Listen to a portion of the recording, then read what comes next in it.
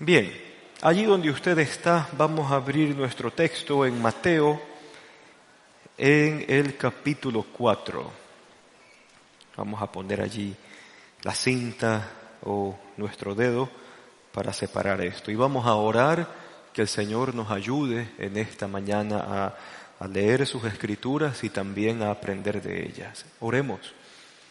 Señor y Padre, gracias. Gracias por tu amor, gracias por tu bondad, gracias porque has guardado nuestra vida hasta este momento. Tu palabra enseña de que nuestra vida está escondida con Cristo en Dios. Por eso te agradecemos. Hoy, Señor, en medio de estos días de descanso, anhelamos, Señor, que nuestra mente, nuestros pensamientos y nuestro accionar estén dirigidos por ti, por tu palabra, que tú nos guíes, que tú pongas la pauta donde tenemos que caminar. Guíanos, Señor, y guárdanos. Gracias porque nos podemos reunir. Oramos, Señor, para que tu Santo Espíritu ilumine nuestro entendimiento. Sí, necesitamos de ti aún para acercarnos a tu texto y pedirte, Señor, que no solo nos permitas comprenderlo, sino más bien apropiarnos y vivir, experimentar la riqueza que está allí y poder evidenciar la transformación que tú traes a aquellos que se acercan a ti con corazón humilde. Gracias por eso, Señor. En el nombre de Jesús. Amén. Amén. Bien. Cuando nosotros llegamos al capítulo 4 de Jesús, ya hemos visto un Mateo que nos ha hecho entender de que Cristo es el Rey que necesitamos. Cristo es el Rey que cambia, o mejor dicho, es distinto a los reyes o a los gobernantes de la tierra, y su forma de traer esperanza es completamente diferente a las propuestas de otras personas. Ahora, vamos a un poquito desmitificar una palabrita, porque ahora en el capítulo 4 vamos a ver algo del carácter vicario de Jesús. Cuando hablamos de vicario, estamos hablando de representante. Es alguien que me representa. Como mi sustituto, ahora es quien va a sacar la cara por mí. No vaya a pensar que esto tiene algo que ver con influencias del catolicismo romano. Vicario simplemente es representante. ¿Y esto por qué? El capítulo 4 de Mateo comienza con una escena que es la escena de la tentación. Y si usted puede ver en el primer versículo, dice: cuando el Espíritu llevó a Jesús al desierto para que el diablo lo sometiera a tentación. Y esto es algo interesante de este primer versículo, porque parece que el tiempo de tentación o inclusive el tiempo de prueba es controlado por Dios. Y esto queda muy claro cuando nosotros leemos Santiago, otro libro de la Escritura. Dice así la palabra del Señor en su primer capítulo: que ninguno cuando sea tentado diga es Dios quien me tienta. Porque Dios no puede ser tentado por el mal, ni Él tampoco tienta a nadie. Así que las tentaciones no provienen de Dios. Pero este primer versículo del capítulo 4 de Mateo nos deja ver algo. Dios siempre está en control de todo. Y es la misma escena que uno puede ver en el libro de Job. Cuando uno ve a Job, uno ve a este acusador que se levanta y dice: mira, Job, ¿cómo no te va a adorar a ti si tú lo tienes tan bien? Y usted puede ver allí a un Dios que controla inclusive el mal que le podría llegar a Job. Dios siempre está en control. Y eso es una verdad a la cual usted y yo nos tenemos que apropiar. Hay un texto simpático en 1 Corintios 10:13, que sería bonito leerlo. 1 Corintios 10.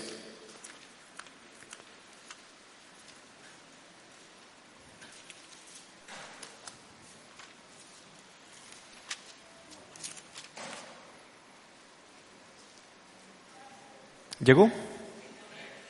Leamos el verso 13 y mire esta verdad. Es probable que Pablo haya sacado esto de la propia enseñanza de la experiencia de Jesús. ustedes no han sufrido ninguna tentación que no sea común al género humano.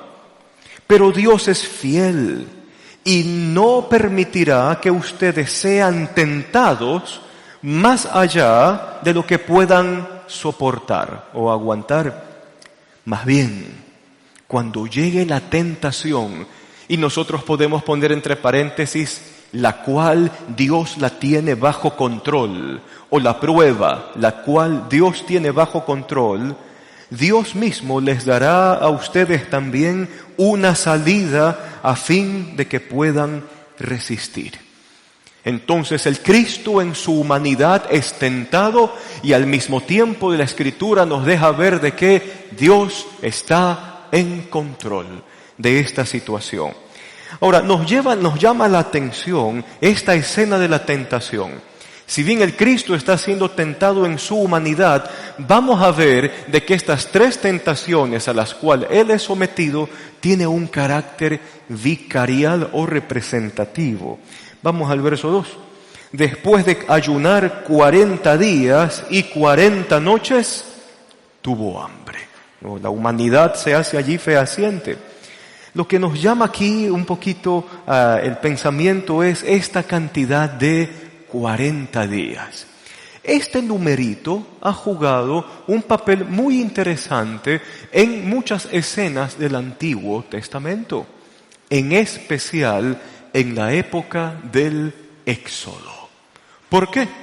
Pensemos, Israel sale, están cercanos a la tierra de Canaán, Moisés escoge 12 espías, estos espías van a la nueva tierra y los espías se demoran 40 días en reconocer todo el territorio. Conocemos la historia de que estos espías regresan y de 12 espías, 2 vienen con el ánimo de conquistar y 10 se encargan de bajarle el ánimo a todo el pueblo. ¿Cuál fue la respuesta de Dios? Como ustedes no han querido creer a la promesa que yo les dije de que les entregaría la tierra, viene lo siguiente: van a vagar por el desierto 1 año por cada día que ustedes estuvieron reconociendo la tierra. 40 días, 40 años de peregrinaje. Qué sé yo, la vida de Moisés inclusive podría dividirse en 3 series de 40 años, etcétera, etcétera. Pero en todo caso, estos 40 días de Jesús ya sirven como para darnos a entender dónde nos quiere meter Mateo. Mateo nos quiere meter en que Jesús va a representar al pueblo, a la gente, en aquellas cosas en que el pueblo pecó. Fíjese, vamos más adelante. El tentador se acercó y le propuso: si eres hijo de Dios, si eres rey, ordena a estas piedras que se conviertan en pan. Jesús le respondió: escrito está, no solo de pan vive el hombre, sino de toda palabra que sale de la boca de Dios. Luego el diablo lo llevó a la ciudad santa e hizo que se pusiera de pie sobre la parte más alta del templo y le dijo: si eres el Hijo de Dios, si eres rey, tírate abajo, porque escrito está, ordenará que sus ángeles te sostengan en sus manos para que no tropieces con piedra alguna. Le contestó Jesús: también está escrito, no pongas a prueba al Señor tu Dios. De nuevo lo tentó el diablo, llevándolo a una montaña muy alta y le mostró todos los reinos del mundo y su esplendor. ¿Y qué le dice? Todo esto te daré si te postras y me adoras. Le dijo Jesús: vete, Satanás. Escrito está, adora al Señor tu Dios y sírvele solamente a Él. Entonces el diablo lo dejó y unos ángeles acudieron a servirle. Cosas que llaman la atención: las 3 veces que Jesús menciona, escrito está, los 3 textos pertenecen al libro del Deuteronomio. Y eso nos llama la atención. ¿Por qué? Porque el Deuteronomio es como el resumen de toda la fe y de toda la enseñanza del pueblo en el Antiguo Testamento. Así de que el Deuteronomio tiene un carácter sumario, de resumen, como libro. ¿Y qué acontece? Cuando el Deuteronomio ya, si quiere verlo así, se escribe, Israel ya ha pasado 40 años vagando por el desierto. Y sucede que durante estos 40 años de estar dando vueltas en el desierto, Israel cometió rebeldías y pecados delante de Dios. Entonces podríamos ver cosas como, pensemos en un Israel, están en el desierto y reclaman, no tenemos que comer. Dios viene y hace descender este maná. Comienzan a comer maná. Hasta que un día los israelitas dicen, estamos hartos de comer lo mismo, queremos carne. Viene el Señor y les provee codornices para que coman carne a su gusto y antojo. Pasa el tiempo y luego el pueblo dice, tenemos sed. Dios viene, por medio de Moisés, actúa y sale agua de una piedra una vez e inclusive una segunda vez y les provee qué beber. Y usted ve a un Israel que tienta al Señor con el asunto de la provisión. Cuando el Deuteronomio se escribe,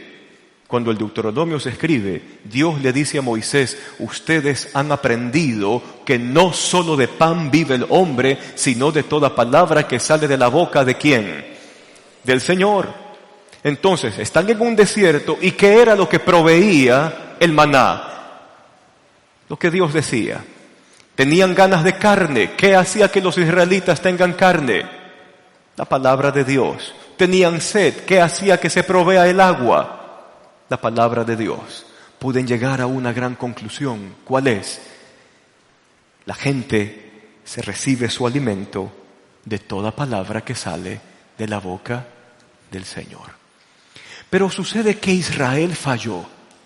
Israel falló en este llamado de depender de Dios, en este llamado de saber que el Señor con su palabra iba a proveer. Israel falló. Entonces Jesús, como representante, no solo del pueblo de Israel, sino de nosotros también, ahora que nos representa, le hace frente a la tentación. Viene Satanás y su tentación es interesante porque está queriendo forzar a Jesús a hacer uso de su poder para su propia satisfacción. Y es algo interesante. Parece entonces que nuestro carácter es tentado cuando algo similar nos pasa. Y sería bueno preguntarnos cómo usted hace uso de su autoridad o del poder que quizás usted pueda tener. Y existe un elemento interesante dentro de nuestro propio carácter. ¿Y cuál es? El poder a usted y a mí nos llegan a corromper. ¿Por qué? Usted tiene un cargo, usted tiene quizás alguna posición interesante y va a llegar el momento donde usted va a querer hacer sentir al otro que usted tiene poder. Corrupción tan terrible. Corrupción tan terrible. Usos ilegítimos del poder y la autoridad que solo vienen de parte de Dios. Si eres, se pone en duda, ¿no? Si eres Hijo de Dios, obviamente le está hablando a Jesús. Con tu poder haz que estas piedras se conviertan en pan. ¿Cuál es la respuesta de Jesús? No voy a caer como cayó el pueblo. Cristo, como mi representante, escribe otra historia. No solo de pan vive el hombre, sino de lo que sale de la boca de Dios. Cristo, inclusive siendo Dios, ¿hacia quién envía la decisión final? Hacia el Padre. Es lo que el Señor dice. Es lo que Dios dice.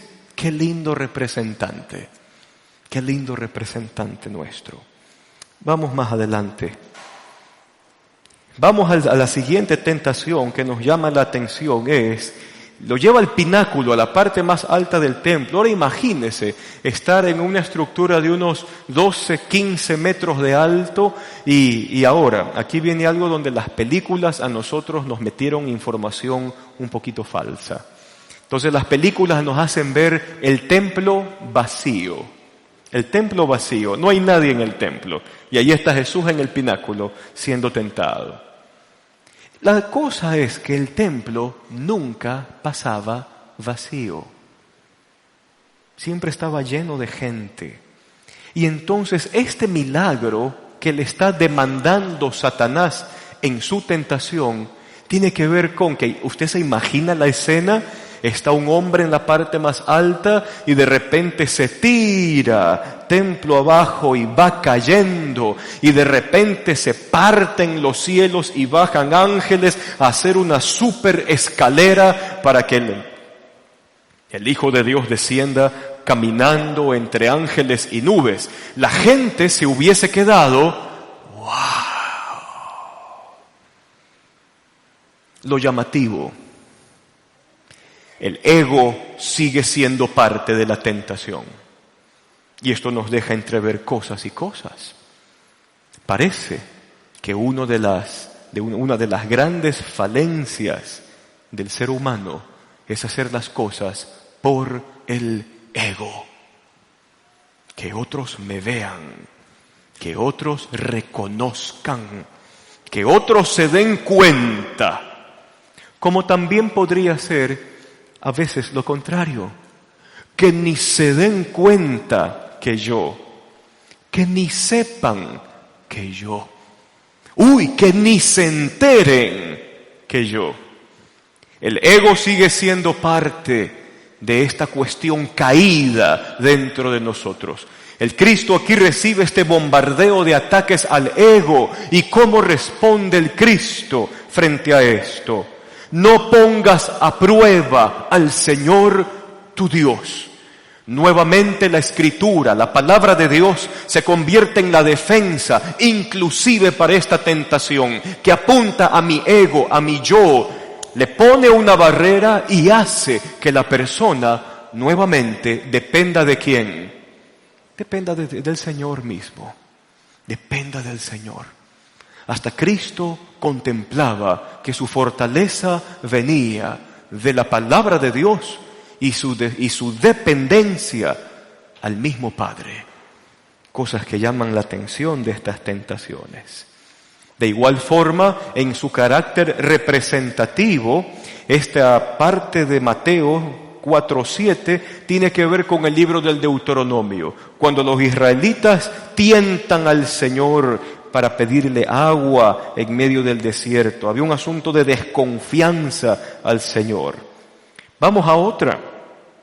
De nuevo lo tentó el diablo llevándolo a una montaña muy alta y le mostró todos los reinos del mundo y su esplendor.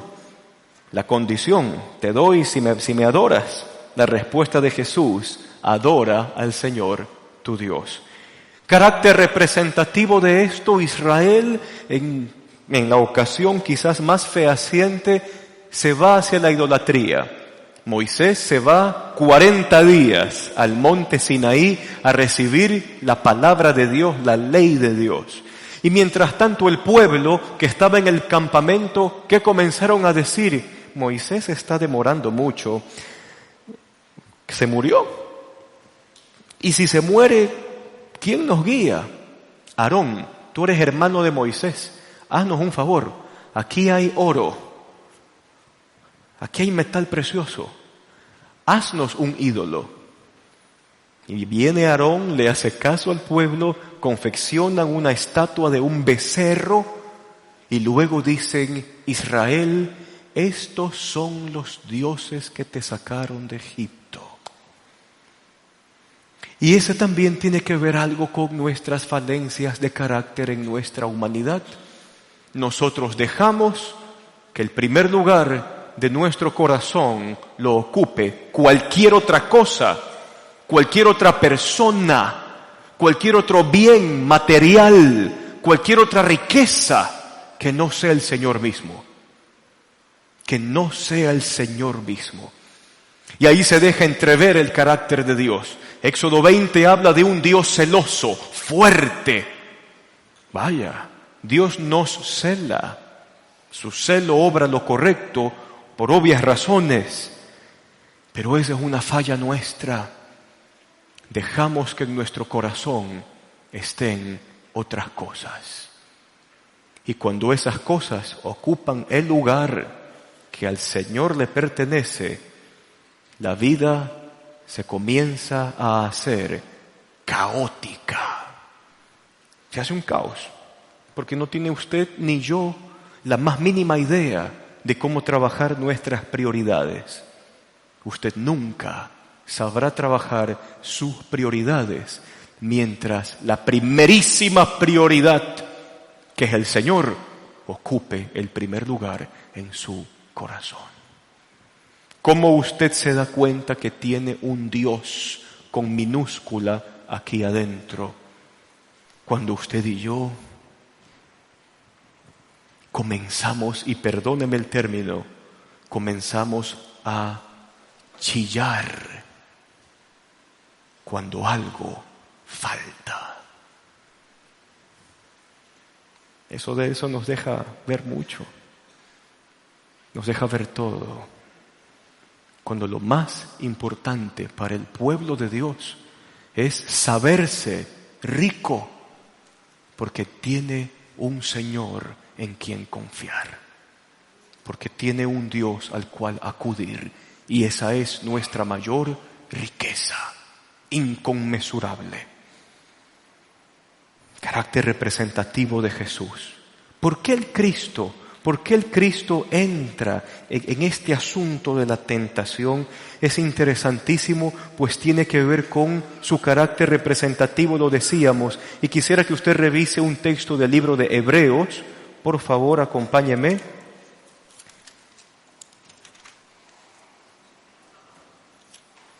Hebreos en el capítulo 4, ¿no? Se puede acordar, Mateo 4, Hebreos 4. Hebreos 4, verso 14.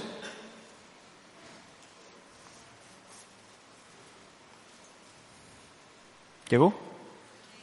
¿Qué dice ahí el texto? Por lo tanto, ya que en Jesús, el Hijo de Dios, tenemos un gran ¿qué?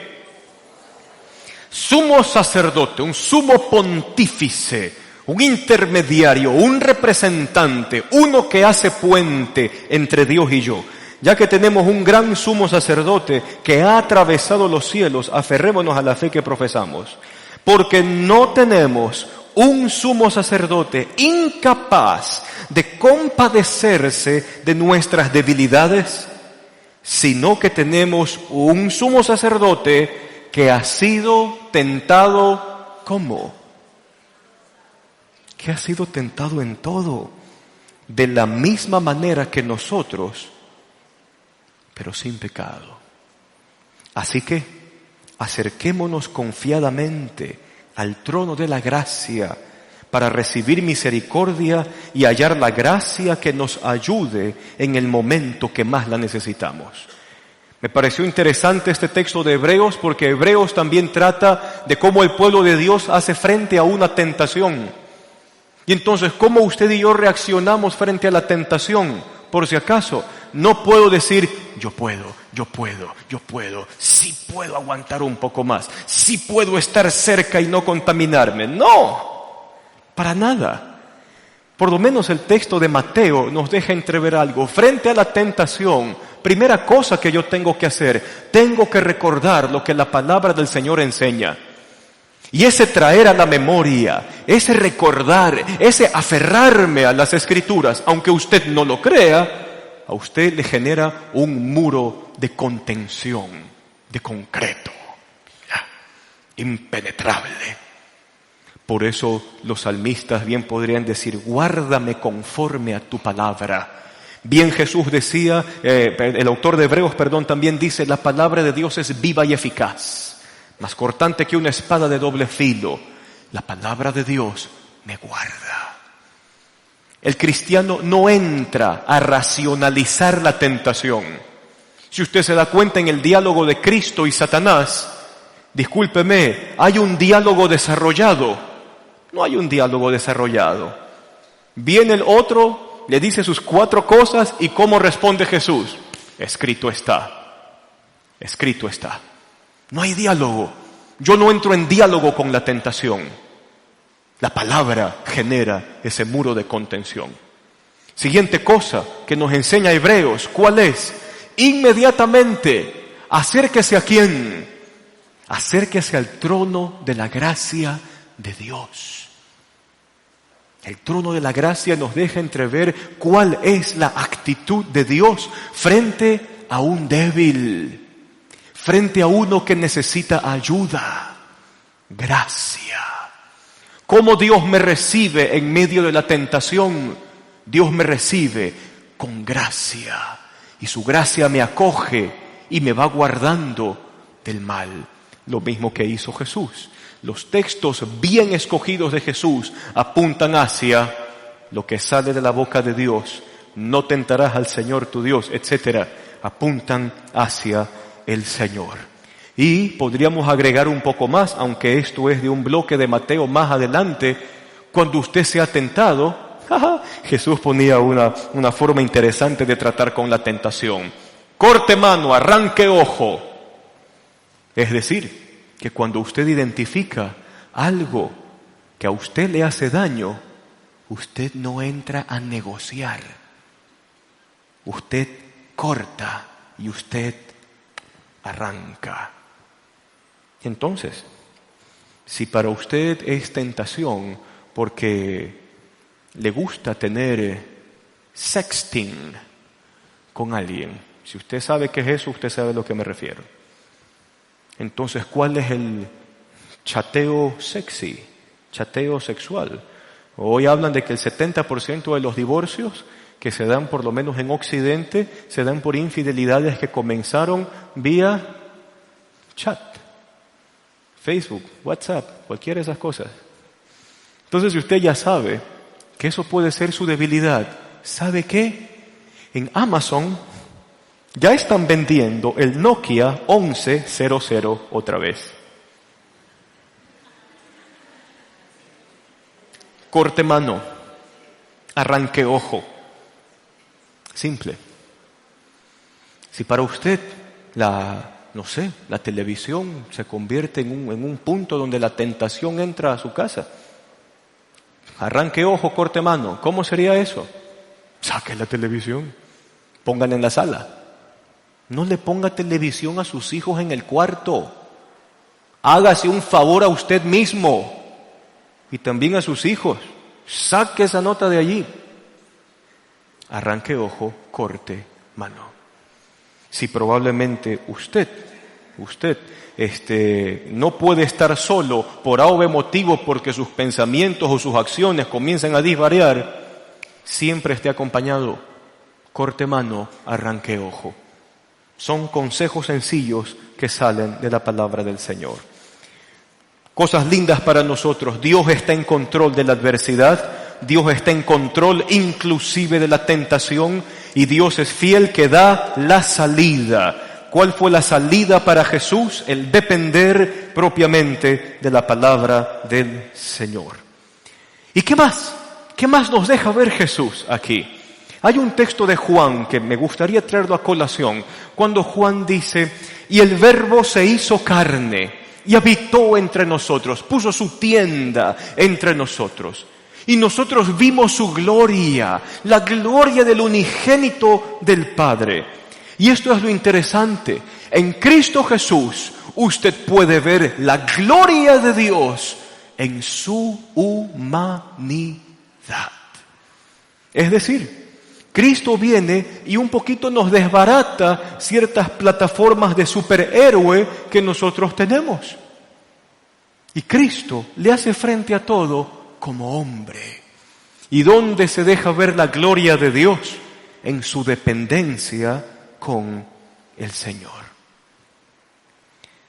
Otra cosa que llama la atención aquí es, Mateo, cuando comienza este capítulo 4, tiene que hacer una pequeña introducción a ¿Qué acontece antes de que Jesús comience su ministerio?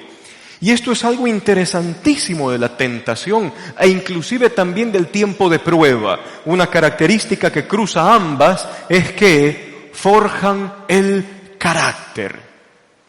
Sí. Hay un texto que me llama la atención, que está en el mismo libro de Hebreos, y perdóname que me salte de Mateo. Hebreos en el capítulo 5.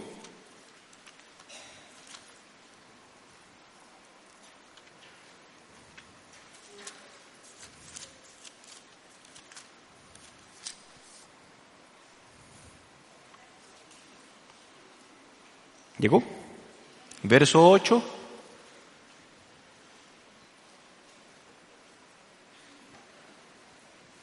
¿Lo leyó? Qué contundente, ¿no? Y aunque era hijo, mediante el sufrimiento, ¿aprendió a qué? Aprendió a obedecer. Y consumada su perfección, llegó a ser autor de la salvación eterna para todos los que le obedecen. Lo que me interesa está en el verso 8. Mediante el sufrimiento aprendió ¿a qué? A obedecer. Y entonces fíjese, ¿qué razón de ser tienen estas tentaciones que están bajo el control de Dios? ¿O qué razón de ser tienen estas pruebas para nosotros? Hebreos lo responde de forma sencilla, para que aprendamos a obedecer. Y en esta obediencia se forja el carácter. Carácter no tiene que ver con cuántos años usted esté vivo o llegue a vivir. Carácter se mide en la medida en que usted se somete al Señor. Eso es carácter. A la luz de la Escritura, así es.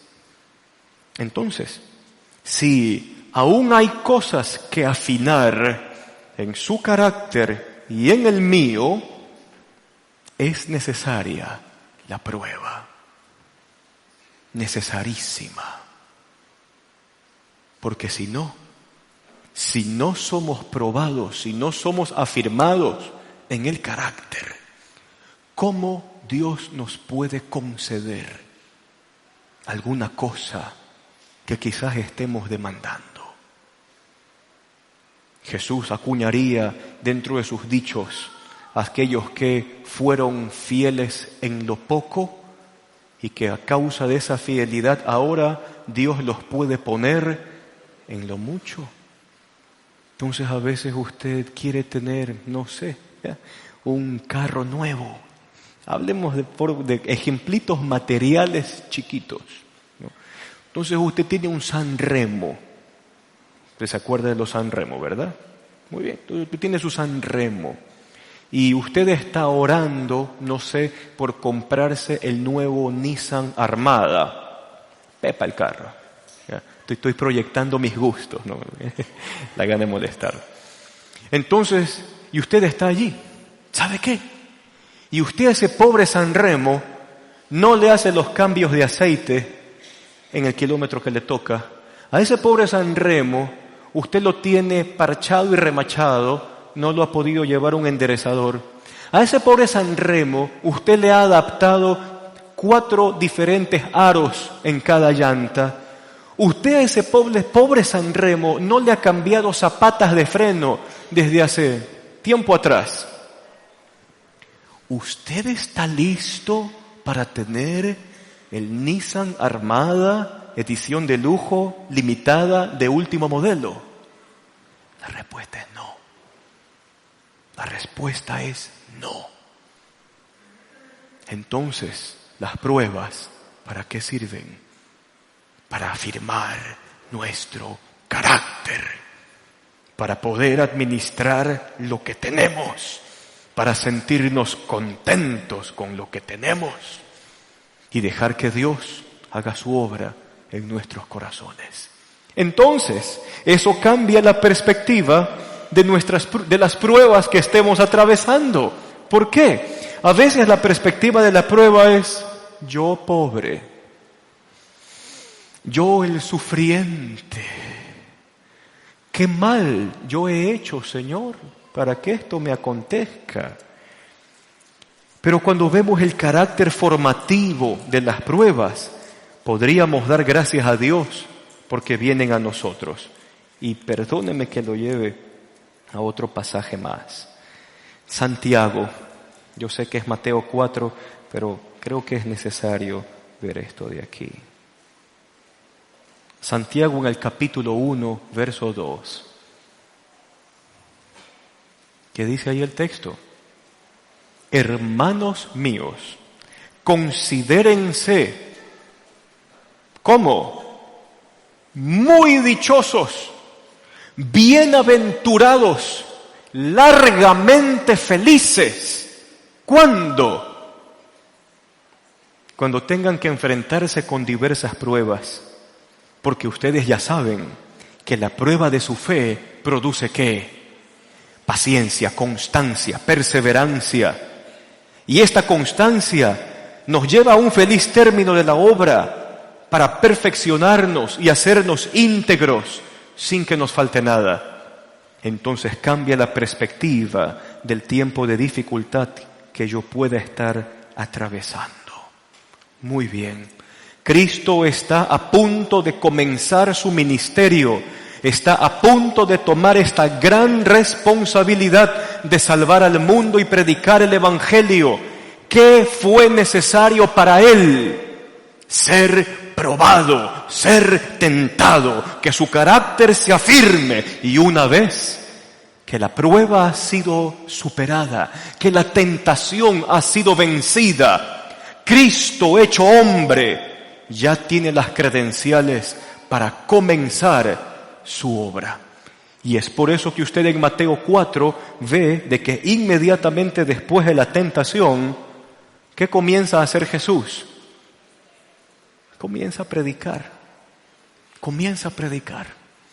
Hubo un tiempo de búsqueda de Dios en el desierto, hubo un tiempo de prueba, fue superado, hubieron tentaciones, fueron vencidas. Ahora sí, el oro está listo para comenzar la labor para la cual fue llamado.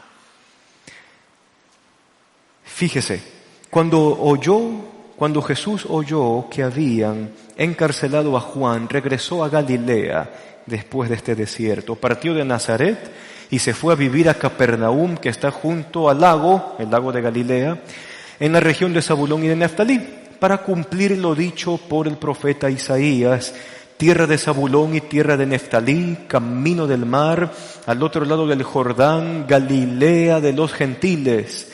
El pueblo que habitaba en la oscuridad ha visto una gran luz. Sobre los que vivían en densas tinieblas, la luz ha resplandecido. Y desde entonces, Jesús comenzó a predicar. ¿Cuál mensaje? Arrepiéntanse, porque el reino de los cielos está cerca. Y esto es interesante, del verso 17. Si bien hay el cumplimiento de una profecía, desde donde este mensaje del Evangelio habría de brillar, pero también está el asunto escatológico. Y esta palabrita tiene que ver con los tiempos del fin. Los tiempos del fin, el tiempo final, el tiempo de la consumación, los últimos días, como usted lo quiera llamar. Y mire esto, Cristo comienza con el mensaje de arrepentimiento que es propio del mensaje de los últimos tiempos y nos habla de un reino que está cerca. Cristo se presenta a sí mismo como el reino de Dios ya presente. Ahora, esto nos llama la atención. ¿Por qué? A veces nosotros entendemos por escatología o los tiempos del fin y tenemos en la cabeza algo de que allá será el día en cuando caigan meteoritos sobre la faz de la tierra y las ciudades comiencen a explotar unas tras otras, ¿no? O escatología será cuando los montes salgan de sus raíces y se tiren en el mar y sube el nivel del mar y la Florida y la India y Sumatra queden bajo 10 metros debajo del mar. Fin del mundo, fin de los tiempos tiene que ver con que las aguas de los ríos se convierten en veneno y la gente toma veneno y no se muere. Cristo Jesús me hace sencilla la escatología. Los últimos días ya comenzaron desde el momento en que el Hijo de Dios estuvo entre nosotros. Simple y sencillo. De tal forma que llevamos 2000 años viviendo los últimos tiempos. Ahora, ¿para qué nos sirve esto? ¿De qué nos sirve pensar esto de aquí? De que usted hoy está viviendo los últimos tiempos. Y si el Señor no viene en 300 años, la generación que esté en 300 años estará viviendo los últimos tiempos. Cuando hablamos de la historia cristiana, esos cristianos que vivieron en el siglo XVI y el mundo solo había llegado hasta el siglo XVI, esos cristianos ya estaban viviendo los últimos tiempos. Porque los últimos tiempos arrancaron desde que Cristo se hace hombre. ¿Por qué nos lleva esto a un equilibrio? Porque como usted viviera la vida si el Señor viene por nosotros o consumara el siglo mañana? ¿Qué haría hoy? Pensemos en esa hipótesis. Usted sabe que el fin de los tiempos se consuma mañana. Mañana es la llevada de la iglesia. Mañana se acaba todo. ¿Cómo viviría usted hoy? Cuénteme. ¿Acaso no viviría lo más santamente posible? ¿Acaso no viviría obedeciendo al Señor al máximo? ¿Acaso no viviría expresando la piedad que se demanda a los hijos de Dios? Sí, le aseguro que sí. Le aseguro que sí. Es como en esta película, no sé si usted se vio la película Antes de partir, donde actúan Jack Nicholson y Morgan Freeman. ¿Se vio esa película? ¿No se vio? Bueno, son dos personas de que les han detectado una enfermedad, ambos han perdido la esperanza y uno decide, si esto se acaba en 3 meses, entonces disfrutemos los 3 meses bien. Se lanzan en paracaídas, escalan montañas, se van de tour por el África, etcétera, etcétera.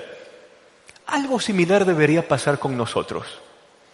Si estamos viviendo los últimos tiempos, se asume que deberíamos vivir de la forma más santa y más piadosa que se esperaría. Arrepiéntanse, porque el reino de los cielos está cerca. ¿Cómo vive la vida? ¿Cómo vive su existencia? ¿Tiene usted una vida escatológica correctamente? ¿O sencillamente usted vive por vivir? Lo cual sería una gran tragedia humana si usted viviría solo por vivir. Viva con propósito, viva para el Señor. Último bloque, que va desde el 18 hasta el final del capítulo. Mire usted que después de la predicación, ya lo explicó el hermano Andrés Carrera, había un Juan que ya vino trabajando con la gente que tiene discípulos y ahora de estos discípulos de Juan, muchos van a ser discípulos de Jesús. Y fíjese que Jesús comienza su ministerio por allí cerca. Mientras caminaba junto al mar de Galilea, Jesús vio a 2 hermanos. Uno era Simón, llamado Pedro, y el otro era Andrés, ñaños. Estaban echando la red al lago, pues eran pescadores. Jesús les dijo, vengan, síganme, y los haré pescadores de hombres. Al instante dejaron las redes y lo siguieron. Más adelante vio a otros 2 hermanos, Jacobo y Juan, hijos de Zebedeo, que estaban con su padre en una barca remendando las redes. Y Jesús los llamó. Y dejaron enseguida la barca y a su padre y lo siguieron. ¿Qué llama la atención de esto? ¿A quién usted escogería si usted tuviese esta empresa de salvar el mundo? ¿A quién escogería? A Bill Gates, porque tiene dinero. No, al que quedó ahora a cargo de Apple, porque tiene dinero. No, Jesús escoge a aquellos que tenían la profesión o una de las profesiones más execrables en el primer siglo. Al nivel de los pescadores estaban los que recogían la basura en las calles. A nivel de los pescadores estaban los que recogían los excrementos de animales en la ciudad o en las casas. Ser pescador no era tan bien visto. ¿Y por qué? Porque el pescador trata con cadáveres. Tiene que trabajar con el pescado muerto. Tiene que abrirlo. Tiene que sacarle las entrañas. Y tiene que desecharlas. Vive pestilente. Jesús llama a gente de allí. Jesús llama a gente de allí. En parte se deja ver el carácter de Dios, de que Dios prefiere estar con los humildes. Porque el texto habla de que, ¿qué hace el Señor con los humildes? El Señor atiende a los que son humildes. El rostro del Señor es favorable para los que son humildes. Y entonces, ¿qué pasa con los altivos? Según el texto bíblico, Dios los mira de lejos. Y es una forma literaria de decir de que el mismo rostro de Dios está en contra de los altivos. El mismo rostro de Dios se convierte en enemigo del arrogante, del altivo, del orgulloso. Cristo genera su equipo entre gente humilde.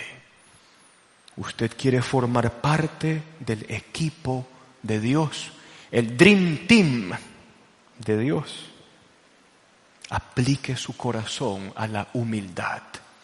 Y quién sabe, si las pruebas que usted y yo estamos atravesando el día de hoy tienen como fin quebrar la arrogancia que puede estar subyacente, oculta en el corazón.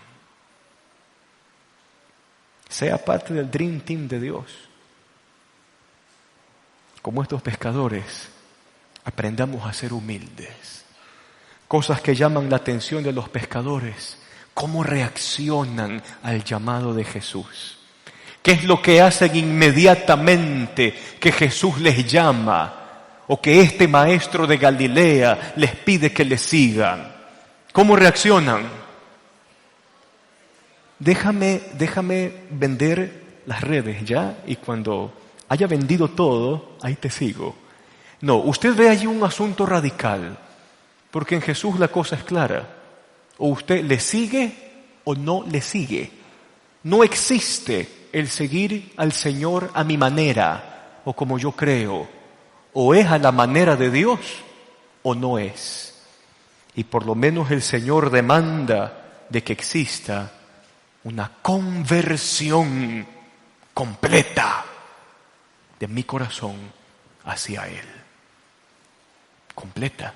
Y esto es lo que estos humildes hombres y letrados, quizás no eruditos, quizás llamados ignorantes por otros, quizás, pero quizás fueron más sabios que usted y yo juntos. Lo dejaron todo por seguir al Señor. Todo por seguirle a Él. Que Jesús ocupe el primer lugar en sus corazones. Y luego usted ve de allí de que la fama de Jesús es lo que está desde el verso 23. Jesús recorre toda Galilea, enseña en las sinagogas, anuncia las buenas nuevas del reino, sana toda enfermedad, dolencia entre la gente. Su fama se extiende por toda Siria. Le llevan a los enfermos, los que sufren dolores graves, los endemoniados, epilépticos, paralíticos, y Él los sana. Los siguen grandes multitudes de Galilea, Decápolis, Jerusalén, Judea y de la región al otro lado del Jordán. Óigame, tiene una fama terrible. ¿Y cómo enfrenta a la fama? Jesús ya tuvo su tratamiento en el desierto.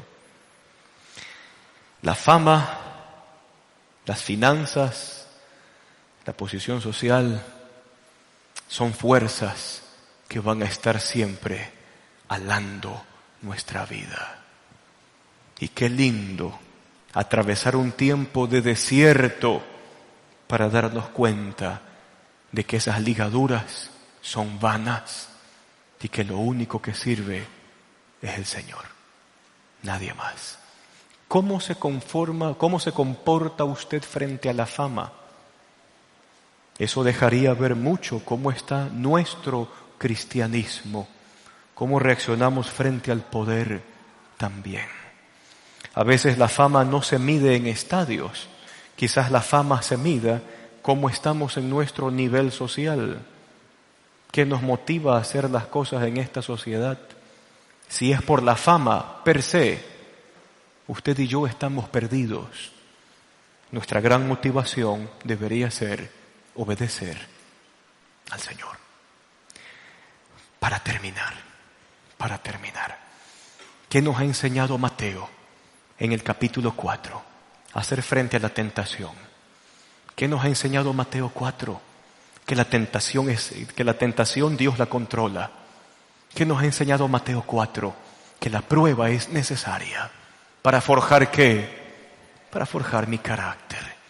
Y si hay por ahí un ápice de arrogancia o de orgullo, hay una frase linda del Antiguo Testamento que es para romper la cerviz que puede estar en el corazón, hacernos agachar la cabeza delante de Dios. ¿Para qué más nos enseña este Mateo 4? Yo voy a estar listo para hacer algo cuando Dios interviene en mi vida y forma mi carácter. ¿Y qué más me enseñó Mateo 4? Me es preferible asociarme con los humildes, Vamos orando allí donde usted está, cierre sus ojos. No mire a nadie para que nadie le desconcentre o le quite la atención. Y allí con sus ojos cerrados, ya que es el Espíritu Santo el que obra en nosotros, pídale al Señor que le muestre cuál es el propósito de la prueba que usted está teniendo. Aprendamos a interpretar nuestra vida a la luz de Dios. ¿Cuál es el propósito de Dios para esa prueba? Y si hay cervices que tienen que bajarse o arrogancias que tienen que terminar, entonces vuélvase a la palabra del Señor. Aférrese a la palabra de Dios y que en ese aferrarse su vida sea transformada y cambiada. Si usted también ha identificado qué cosas a usted le tientan, por favor, en oración, pídale al Señor de que no le permita nunca dialogar con la tentación, menos aún racionalizarla.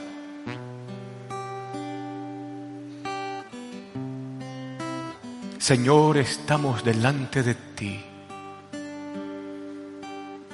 y anhelamos, Señor, que esa gloria hermosa tuya brille en nuestra débil humanidad. Gracias, Señor, porque tú fuiste tentado, porque aprendiste obediencia y esa salida nos has dado a nosotros.